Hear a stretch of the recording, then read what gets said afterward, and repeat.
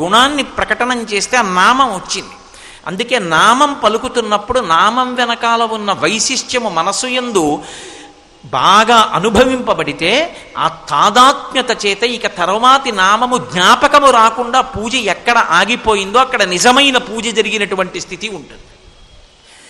కాబట్టి ఈశ్వరుడి నామములు గౌణములు.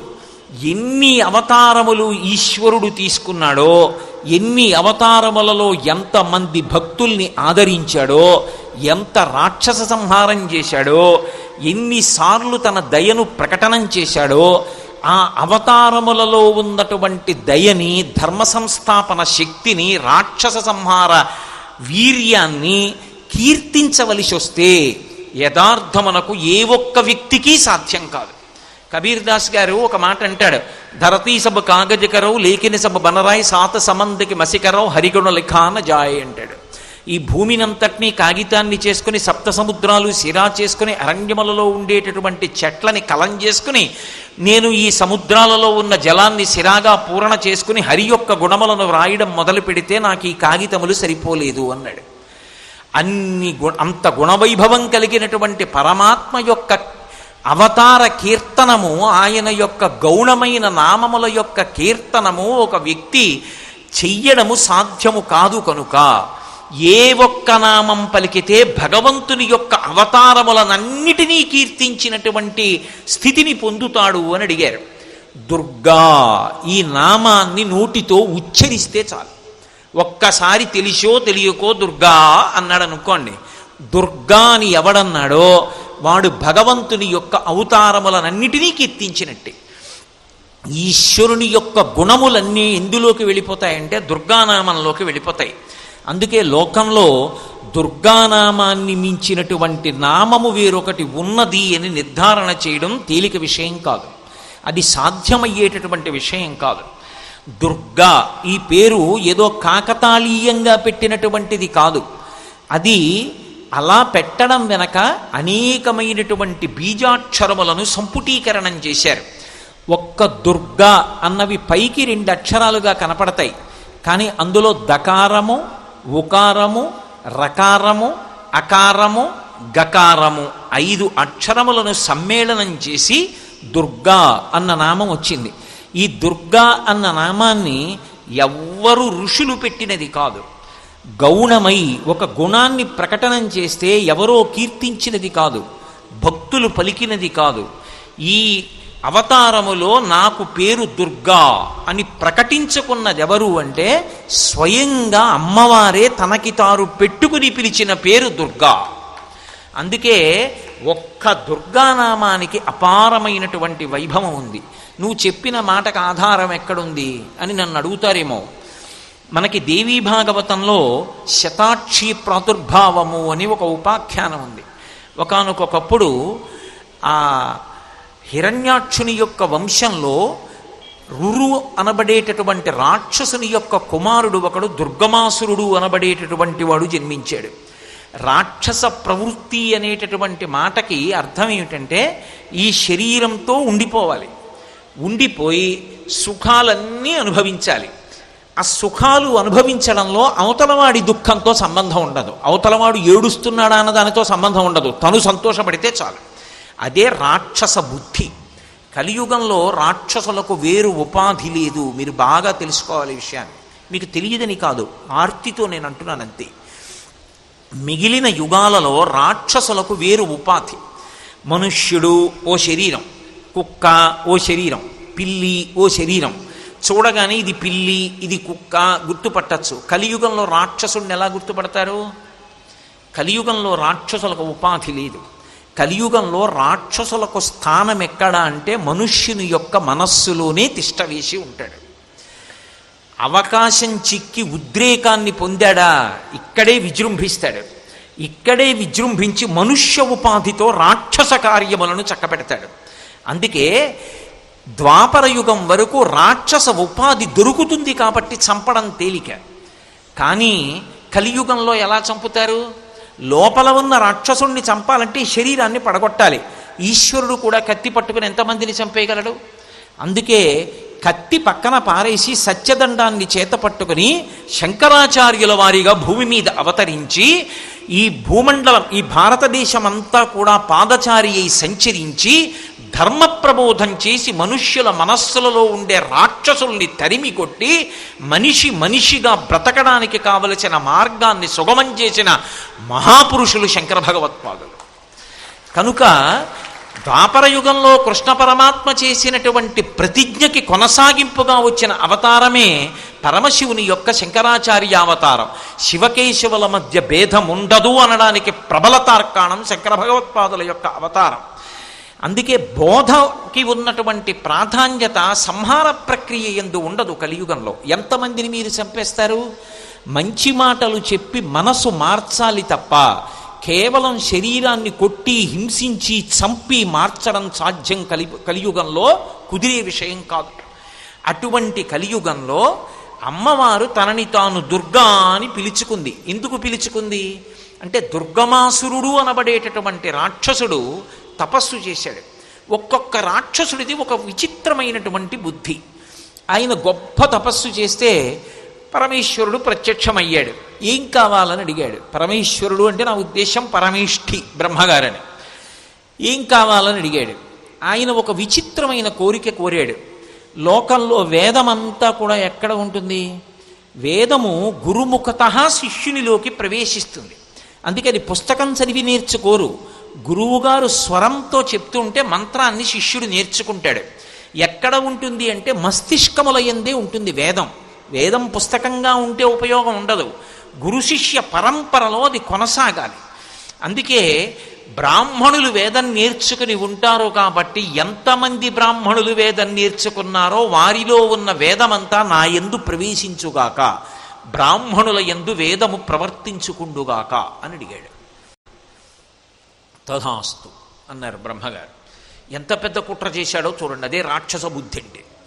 బ్రాహ్మణులందరూ వేదాలు మరిచిపోయారు. వేదమంత్రాలన్నీ రాక్షసుడికి స్వాధీనమయ్యాయి. ఇప్పుడు ఎవ్వరికీ ఏమీ జ్ఞాపకం లేవు. ధర్మచక్రం ఆగిపోతుంది. వేదం లేకపోతే ధర్మచక్రం నిలబడుతుందని వేదం యొక్క గొప్పతనం అక్కడుంది. సంధ్యావందనం చెయ్యాలి, అర్ఘ్యప్రదానం చెయ్యాలి. సాయంకాలం అయింది. నేను ఉపన్యాసానికి వచ్చి ఉపన్యాసం చెప్పడం కాదు ప్రధానం, సంధ్యావందనం చేసొచ్చానా లేదా అన్నది ప్రధానం.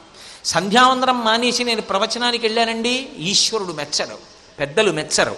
సంధ్యావందనం చేసి ప్రవచనం చెయ్యాలి. అవసరమైతే ప్రవచనం మానేసి సంధ్యావందనం చెయ్యి తప్ప సంధ్యావందనమా ప్రవచనమా అంటే ప్రవచనం కన్నా సంధ్యావందనమే గొప్ప.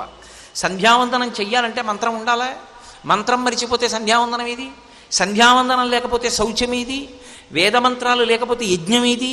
యజ్ఞం లేకపోతే అగ్నిముఖంగా హవిస్సేది? హవిస్సు లేకపోతే దేవతలకి పదార్థమేది? పదార్థం లేకపోతే దేవతల ఆకలి తీరేది ఎలా? దేవతలు సంతోషించకపోతే వర్షాలు ఎలా కురుస్తాయి? మఖము చేయ వజ్రి మది సంతసించును, వజ్రి సంతసింప వానకురియు, వానకురిసి గసవు వసుమతిపై పెరగు, గసము మేసి ధేను గణము బ్రతుకు. మనం యజ్ఞం చేస్తే అగ్నిముఖంగా ఇచ్చిన హవిస్సు తిన్నటువంటి దేవతలు సంతోషించి వర్షం కురిపిస్తారు. వర్షం కురిస్తే పాడి పంట. శం ద్విపదే శం చతుష్పదే, 4 కాళ్ళున్న జంతువులు 2 కాళ్ళున్న మనము అందరం సంతోషంగా ఉంటాం. మళ్ళీ మనం సంతోషంగా ఉండి పాడి పంట ఉంటే మళ్ళీ యజ్ఞం చేస్తాం. మళ్ళీ యజ్ఞం చేస్తే మళ్ళీ దేవతలకు అన్నం, మళ్ళీ దేవతలు అనుగ్రహిస్తే మళ్ళీ వర్షం, వర్షం పడితే పాడి పంట. ఇది చక్రం. ఎప్పుడైతే వేద మంత్రములు మరిచిపోయారో యజ్ఞం లేదు. యజ్ఞం లేకపోతే దేవతలకు హవిస్సు లేదు. హవిస్సు లేకపోతే దేవతలు ప్రీతి చెందరు. ప్రీతి చెందకపోతే వర్షం లేదు. వర్షం లేకపోతే క్షామం. క్షామం వస్తే ప్రజలందరూ, ప్రాణులన్నీ దీపపు పురుగులు పడిపోయినట్టు పడిపోతున్నారు.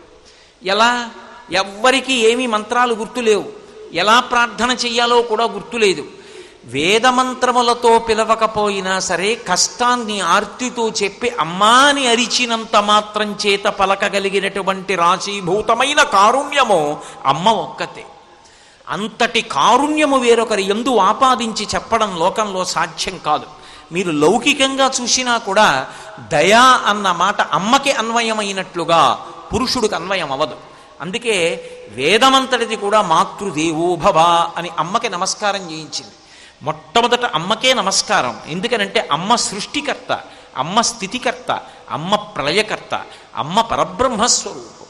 అది పురుషుడికి అన్వయం అవుతుందా అంటే ఆయన ఉపనయనం చేసి గురువైన తరువాత లేదా అక్షరాభ్యాసం చేస్తే ఆచార్య స్థితి చేత పొందుతాడు. కానీ తల్లి పుట్టుక చేత ఆమె ఏమీ చదువుకోకపోయినా సృష్టికర్త.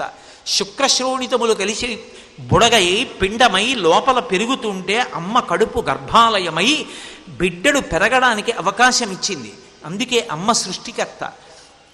పిల్లవాడు బయటికి రాగానే ప్రాణాలు నిలబడక ఆకలితో ఏడుస్తుంటే తనకి దైవంతో సమానమైన కట్టుకున్న భర్త అయినా ఆకలేస్తోందంటే లోపలికి వెళ్ళి పొయ్యి మీద పచనం చేసి పదార్థాన్ని తీసుకొచ్చి ఇస్తుంది.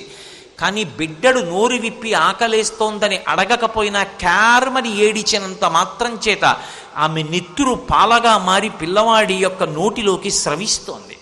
ఆమె స్థితికర్త, విష్ణుస్వరూపమై లోకాన్ని కాపాడుతోంది. ఆ తల్లి లయకర్త.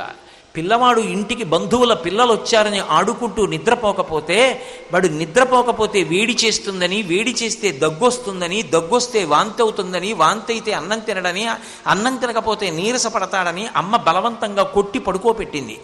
నిద్రపుచ్చడాన్ని స్వల్పకాలిక లయం అంటారు.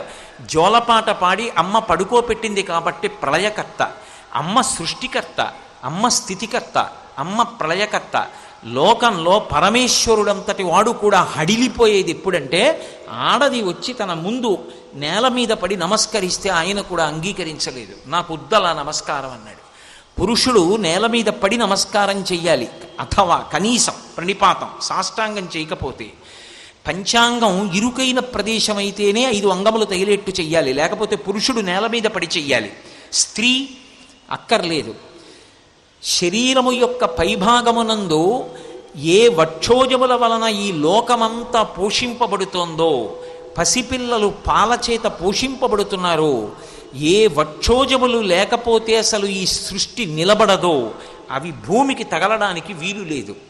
వాటి వలన ఈ జగత్తంతా పోషింపబడుతోంది. అంత పవిత్రమైనటువంటి అవయవములు నేలకి తగలక్కర్లేదు. స్త్రీ యొక్క శరీర అధోభాగ రంధ్రము నుండి సృష్టి అంతా ఆవిర్భవిస్తోంది కాబట్టి ఆ ప్రాంతము నేలకి తగలక్కర్లేదు. అందుకే మోకాళ్ళ మీద మోచేతుల మీద చేస్తే చాలు తప్ప నేల మీద పడి నమస్కరించక్కర్లేదని పరమేశ్వరుడంతటి వాడు మినహాయింపిచ్చి స్త్రీకి నమస్కారం చేసి స్త్రీని గౌరవించాడు. అమ్మా అన్న మాటకి భగవదావతారంగా వస్తే పరమేశ్వరుడు కట్టుబడిపోయాడు. యశోదమ్మ దగ్గరికి కృష్ణ భగవానుడు పరిపూర్ణావతారంగా వచ్చిన అమ్మ ఇలా వేలు చూపిస్తే భయమెరగని పరమాత్మ భయపడిపోయినట్టుగా ప్రవర్తించాడు. అమ్మ తాడుతో కట్టేస్తే కట్టబడ్డాడు. అమ్మకి అంత లొంగిపోయాడు. భాగవతం వింటున్న శుకబ్రహ్మ గుండెలు బాదుకున్నాడు. పరీక్షిత్తు శుకబ్రహ్మతో గుండెలు బాదుకుని అడిగాడు, జగదీశ్వరునకు చన్నిచ్చు తల్లిగా ఏమి నోమునో చెయ్యి యశోద, పుత్రుడంచు అతని పోషించు తండ్రిగా నందుడేమి చేసే నందితాత్మ అని అడిగాడు. ఆడది ఆడది అని ఉపయోగించినప్పుడు చాలా తక్కువ చేసి మాట్లాడారు అని లోకంలో అక్కరలేని అపోహ ఒకటి ఉంటుంది. అసలు ఒక స్త్రీకి పరమ గౌరవించదగిన మాట ఏమిటి అంటే ఆడది. ఎందుకో తెలుసా? ఆడది అన్న మాట వాడడంలో ఆమె లక్ష్మి అని గౌరవించినట్టు, 2 చేతులెత్తి నమస్కరించినట్టు. నా ఇంట పిల్ల పుడితే ఆడపిల్ల అంటాను. ఏ పిల్ల పుట్టింది అంటే ఆడపిల్ల పుట్టింది అంటాను. ఆడ అంటే అక్కడ. ఈ పిల్ల లక్ష్మి నన్ను అనుగ్రహించడానికి నా కడుపున పుట్టింది. గిరులలోనొక్క గిరినైన నా పేరు వెలయచేసి తిట్లు ఇందువదన, నీకు తండ్రినైతి నాకింత చాలదే ఇది మహాద్భుతంబు ఇందువదన అంటాడు హిమవంతుడు పార్వతీదేవిని ఉద్దేశించి. నన్ను అనుగ్రహించడానికి నా కడుపున పుట్టింది, కానీ నా దగ్గర ఉండదు ఈ పిల్ల. ఆడపిల్ల నారాయణమూర్తిని వెతుక్కుంటూ వెళ్ళిపోతుంది, అతని వంశాన్ని ఉద్ధరిస్తుంది, అతని మనశ్శాంతికి కారకమవుతుంది, గోత్రం మార్చుకుంటుంది, ఇంటి పేరు మార్చుకుంటుంది. ఆ పిల్ల అక్కడికి వెళ్ళి ఆడ చేరి నారాయణమూర్తి పక్కన చేరి లక్ష్మి అయి ఆ వంశాన్ని నా వంశాన్ని ఉద్ధరిస్తుంది. ఇంతటి వైభవాన్ని చెప్పడానికి ఆడపిల్ల ఆడది అన్న 3 అక్షరాలు వాడతారు. ఆడది అంటే బలహీనురాలు అని కాదు. మగపిల్లవాడు ఒక్క వంశాన్ని ఉద్ధరిస్తాడు, 2 వంశములను ఉద్ధరించగలిగి నెలకొపడే 3 వానలలో ఒక వానకి కారణమైన పరమ పవిత్రమైన లక్ష్మీ స్వరూపాన్ని కీర్తించడానికి మనసు పొంగితే అన్ని వాక్యాలు అస్తమానం చెప్పలేకపోతే వాడే 3 అక్షరాలు ఆడది. దానికి గుండెలు బాదుకుని బెంగపెట్టుకోకూడదు. ఎంత పరమ పవిత్రమైన మాట వాడాడో అని సంతోషించాలి. కాబట్టి అటువంటి ఆడపిల్లగా ఉన్నప్పుడు ఆమె రాశీభూతమైనటువంటి కారుణ్యం, దయకి మారుపేరు. అటువంటి తల్లిని ఈ ఋషులందరూ కూడా ప్రార్థన చేస్తున్నారు. మళ్ళీ వెనక్కి రండి ఒక్కసారి. దుర్గమాసురుడు అడిగిన కోరిక చేత బ్రాహ్మణులందరూ వేద మంత్రములు మరిచిపోయినటువంటి కారణం చేత, యజ్ఞయాగాది క్రతువులు లేని కారణం చేత, వర్షములు పడకపోతే వచ్చినటువంటి క్షామమునందు పడిపోతున్నటువంటి సమస్త ప్రాణికోటి మళ్ళీ రక్షింపబడడానికి భగవంతుణ్ణి ఉద్దేశించి చెయ్యవలసినటువంటి ప్రార్థన సూక్త రూపములో వేదాంతర్గతమై ఉంటే, ఇప్పుడు వేదమంత్రములు భాషించినటువంటి బ్రాహ్మణులు ఏమని ఎవరిని పిలవాలో అర్థం కానటువంటి స్థితిలో వాళ్ళ నోటి వెంట వచ్చిన ఒకే ఒక్క మాట 2 అక్షరములతో కూడుకున్నది అమ్మా. కానీ నువ్వు నన్ను దుర్గా సూక్తంతో పిలిచావా? ఓం జాతవేదశేషు నవామ సోమబరాతీయనో అని ఏమన్నా సూక్తం చదివావా? నేను ఎందుకు కనపడాలి నీకు అనలేదు ఆవిడ. ఆవిడ కారుణ్యం అటువంటిది. అమ్మా అంటే చాలు పొంగిపోయింది, వెంటనే సాక్షాత్కరించింది.